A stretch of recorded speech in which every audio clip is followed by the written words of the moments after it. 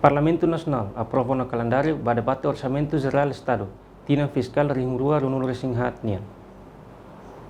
Presidente Comissão C Parlamentar, deputada Cedelizia Faria dos Santos, a jornalista Cira Dehan, cada comissão haloninia calendário, mas be ohim presidente parlamento convoca fali reunião, ho comissão hotu, o dihare calendário husi comissão ida ba ida, para labele hanesan ho comissão selu.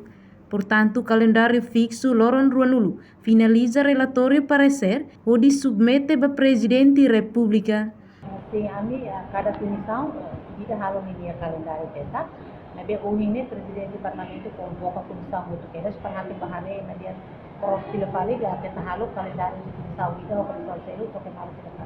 Tambah ia comissão C, ami halo aminya calendário ne ina ministério baru que comissão muito queres bele participa da vida de que plenária. Tambah reba tempo de bema muito queres o pedido a audiência de bema tempo bada então comissão C minha calendário próprio rasik mas saya nessa sasukat da comissão selo kalau adapta ir balik sirnya comissão sila.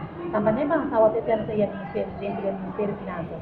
Ne laos comissão C de bebe comissão selo muito queres segi participa.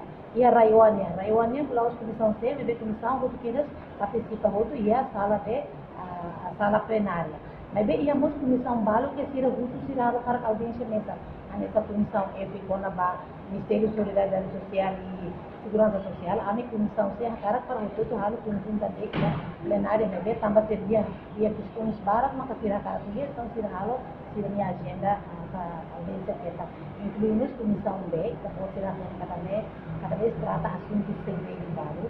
Jadi mak sira mos labele halo modi ke plenária no comissão se. Mas em geral calendário fixo na fonte na capa dia 20 no dia 21 né dia 20 kami finaliza na relator para o submete para presidente do parlamento no dia 21 ele submete na presidente da república né kita mantém ela calendário geral.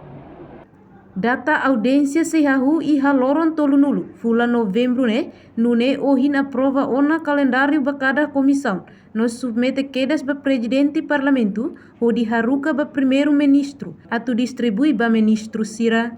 Reportagem Celestinha Falo, Televisão Timor Post.